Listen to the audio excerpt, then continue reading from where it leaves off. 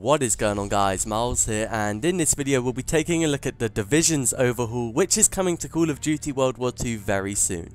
So a couple of days ago, Sledgehammer Games mentioned a bunch of changes which are going to be made to multiplayer, and I had a pretty busy weekend, so I couldn't really sit down and look at all of these changes and make a video on it, so I'm a little bit delayed on that behalf, but I think I'm going to make two separate videos on this because there is so many changes which are going to be made.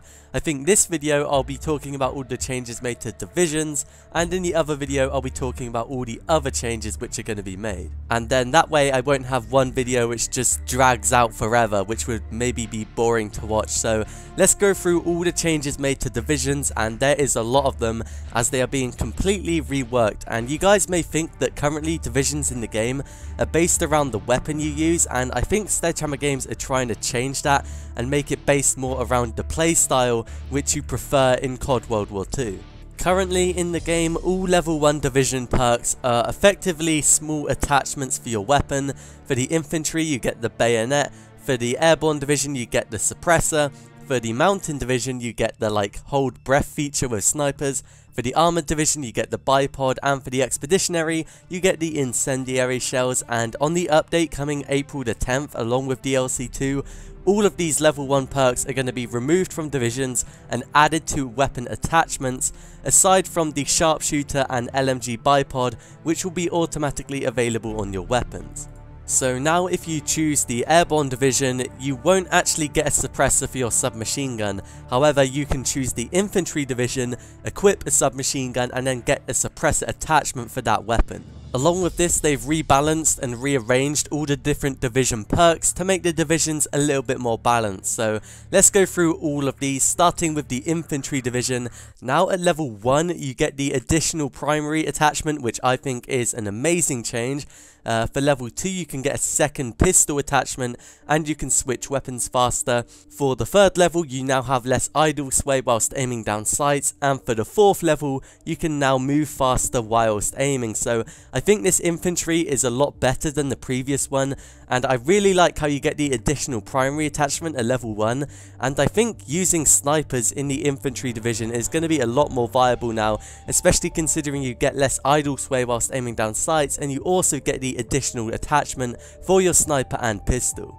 There are a lot of changes for the Airborne division as well, and now it really caters to the players who like to rush around the map, and I think if you do like that, you are going to love the Airborne division. So for level 1 you can now fire guns while sprinting and diving.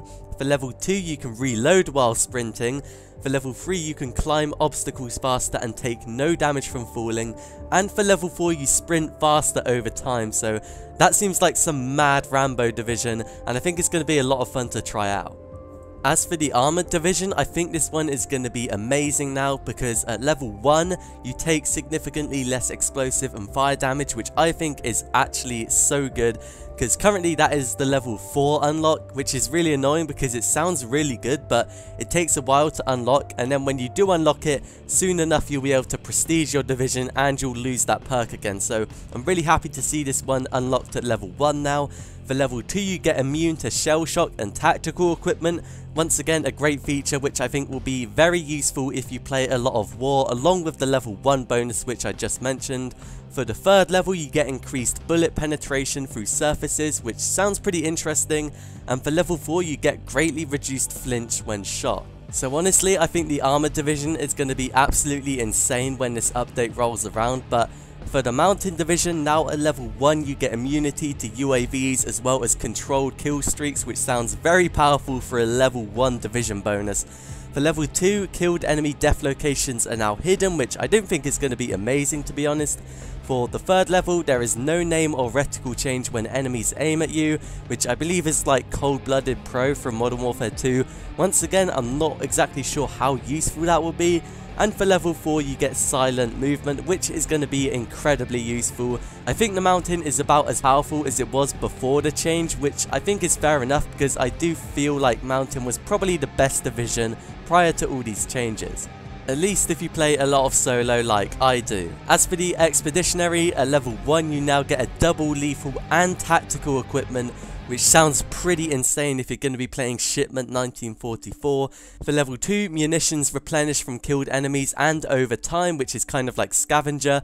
For the 3rd level, your tacticals are improved and it's easier to destroy war buildables, which sounds pretty interesting, and I think it's going to make Expeditionary a lot more viable in the war game mode.